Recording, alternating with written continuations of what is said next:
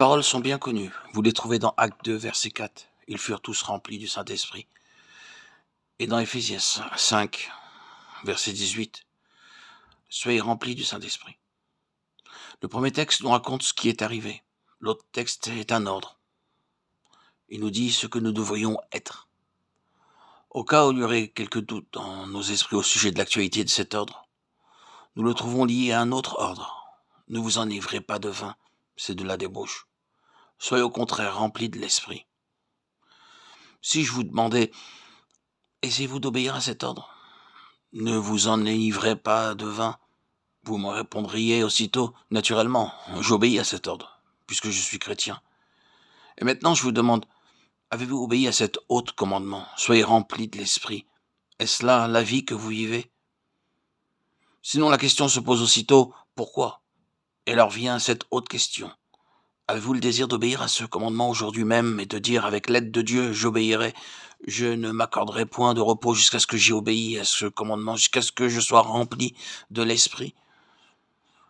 Je vais vous dire tout d'abord que c'est ici une simple question d'obéissance à un ordre donné par le Saint-Esprit de Dieu dans sa parole. Nous ne désirons pas vous occuper ou vous intéresser avec ce que nous avons à dire au sujet de cette plénitude du Saint-Esprit, parce que cela pourrait vous conduire à des notions ou à des conceptions qui ne sont réellement d'aucune valeur en ce qui concerne la réalisation du but que nous poursuivons. Mais nous désirons commencer tout de suite en disant que Dieu a ce message pour chaque chrétien. Mon enfant, je veux que tu sois rempli de l'Esprit. Que votre réponse soit, Père, je le veux aussi, je suis prêt, je renonce à moi-même pour obéir à mon Dieu, remplis-moi de ton Saint-Esprit. Et de crainte que quelqu'un n'ait une fausse conception de ce que c'est que d'être rempli par le Saint-Esprit, laissez-moi juste vous dire que cela n'implique pas du tout un état de grande excitation, ou un état de perfection absolue, ou un état où nous n'avons plus aucun progrès à faire. Non. Être rempli par le Saint-Esprit, c'est seulement ceci.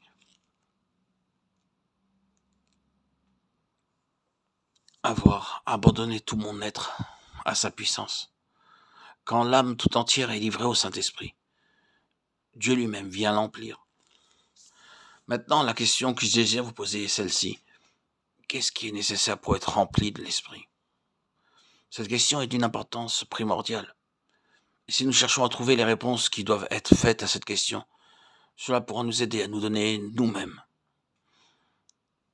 Nous demandons dans nos prières que Dieu nous sonde, et ces réponses aideront chacun de nous à examiner son cœur et sa vie, et à dire, suis-je dans la condition voulue pour que Dieu puisse me remplir du Saint-Esprit? Je pense que les réponses que nous trouverons à cette question pourront être de nature à nous encourager. Il y a peut-être des âmes qui pourront dire honnêtement, tandis que nous avançons pas à pas, Dieu merci, je suis prêt pour cela. Et peut-être pourront-elles voir qu'elles ont été exclues jusqu'ici de cette bénédiction.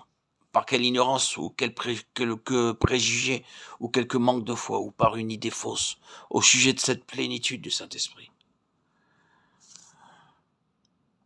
Je ne vois pas comment nous pouvons le mieux trouver la réponse à notre question, autrement qu'en considérant la façon dont Christ a préparé les disciples pour le jour de la Pentecôte. Vous savez ce qu'on fait dans les pays païens où le missionnaire prêche l'évangile? Les convertis viennent à lui et le missionnaire forme une classe de catéchisme. Les nouveaux convertis habitent dans des cases sur la station missionnaire et ils restent là durant une année ou plus pour recevoir l'enseignement religieux, pour être éduqués, endoctrinés, entraînés et mis à l'épreuve afin d'être préparés à la vie chrétienne. Eh bien, Jésus a fait suivre à ses disciples pendant 3 ans sa classe de catéchisme. Il les a préparés et formés. Et quand le Saint-Esprit descendit sur eux le jour de la Pentecôte, ce ne fut pas quelque chose de magique ni d'arbitraire. Ils y étaient préparés. Jean-Baptiste leur avait dit que cela arriverait, Luc 3, 15, 16. Jean-Baptiste ne prêchait pas seulement que l'agneau de Dieu devait verser son sang pour le salut du monde, mais aussi, et il nous dit que cela lui fut spécialement révélé par Dieu, que celui sur qui il verrait le Saint-Esprit descendre était celui qui baptise du Saint-Esprit.